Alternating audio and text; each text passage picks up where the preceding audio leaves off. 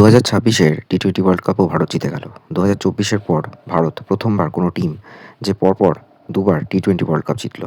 মানে কোথাও যেন মনে হচ্ছে ভারত এই মুহূর্তে টি-20 ওয়ার্ল্ড কাপে জেতার সাথে সাথে টি-20 ফরম্যাটে একচ্ছত্র আধিপত্য বিস্তার করেই ফেলল। লাইক অস্ট্রেলিয়ার মতো, যাকে কোনো দল হারাতে পারত না একটা সময়।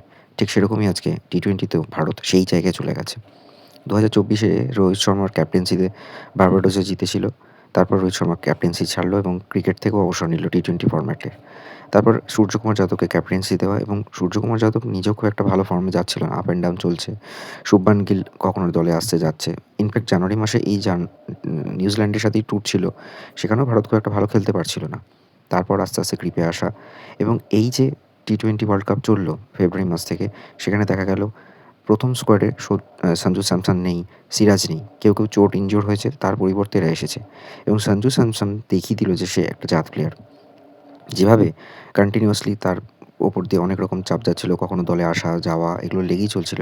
সেখানে মাত্র 5টা ম্যাচ খেলে পরপর 3টে ম্যাচে সেঞ্চুরি মিস হলো। 97, 89, 89, সেমিফাইনাল, কোয়ার্টার ফাইনাল, ফাইনাল। তারপরও সে আজকে ম্যান অফ দ্য সিরিজ। কোথাও মনে হচ্ছে যে একটা স্বপ্ন যেখানে ভারত আজকে জিতেছে। সত্যি কথা বলতে কি, আমি ভাবিনি যে ভারত এবছর টি-20 ওয়ার্ল্ড কাপ অন্তত জিতবে। ভেবেছিলাম হয় নিউজিল্যান্ড নয় অস্ট্রেলিয়া জিতবে। ইনফ্যাক্ট জিম্বাবুয়েও ভালো খেলছিল। তারপরে ভারত যেভাবে আজকে টসে হেরেও ওই নরেন্দ্র মোদী স্টেডিয়ামে 255 রান, মানে অত বড় মাঠে 20 ওভারে 255 রান তাণ্ডব করেছে। অভিষেক শর্মা, ঈশান কিষান আর সঞ্জু স্যামসন জাস্ট তাণ্ডব করেছে। ম্যাচটা ওইখানেই শেষ হয়ে গেছে। 20 ওভারে 255, ফিরে আসতে পারেনি নিউজিল্যান্ডার। তার সাথে যখন অ্যালেন আউট হয়ে গেল তখন আর কিছু করারই নেই। ভারত আজকে সত্যিই ভালো, এত কম্প্যাক্ট খেলেছে। নইলে 96 রানে ম্যাচ জেতা সম্ভব নয়। এতটা মার্জিনে ম্যাচ জেতা জাস্ট ইম্পসিবল। আর এটা মানতেই হবে যে সঞ্জু স্যামসনের জন্যই আজকে এই জায়গাটা ভারত যেতে পেরেছে।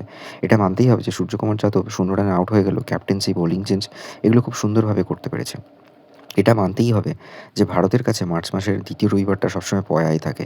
যার জন্য আজকে নরেন্দ্র মোদী স্টেডিয়ামে সবাই ভেবেছিল যে হেরে যাবে, যেখানে দক্ষিণ আফ্রিকার সাথে একটা গ্রুপ ম্যাচে হেরে যাওয়ার পরেও ভারত যেভাবে জিততে পেরেছে, জাস্ট আনবিলিভেবল, আনএক্সপেক্টেড, একেবারেই আনএক্সপেক্টেড। এবং এটা মানতেই হবে যে আজকে রোহিত শর্মা এবং MS ধোনি দুজনেই এসেছেন। ICC প্রেসিডেন্টও এসছে, চেয়ারম্যান এসছে, সবাই এসেছে। এবং তার মধ্যেখানে একটা হাই ভোল্টেজ ম্যাচ, সেখানে ম্যাচটা এইভাবে একটা একপেশে করে দেওয়া, কোথাও মনে হলো 2023-এর সেই 19 নভেম্বরের একটু জ্বালা জুড়লো, যেদিনকে ভারত 50 ওভারে 241 রান করতে পেরেছিল। আজকে 20 ওভারে 255।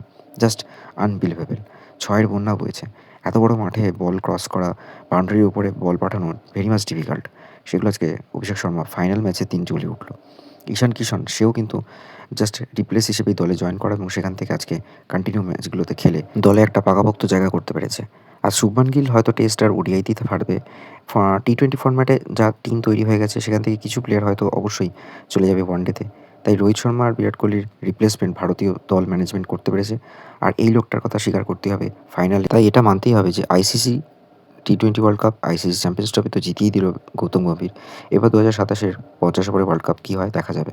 তবে মানতেই হবে লোকটার কিন্তু চাণক্যের বুদ্ধির মতোই কাজ করে। KKR-কে যেমন 3 বার জিতিয়েছে, ভারতীয় দলকেও 2 বার জেতানো হয়ে গেছে। এরপর WTC আর 50 ওভারের ওয়ার্ল্ড কাপ কেমন হয় সেটা সময় বলবে। দেখতে থাকুন বং স্টোরিজ।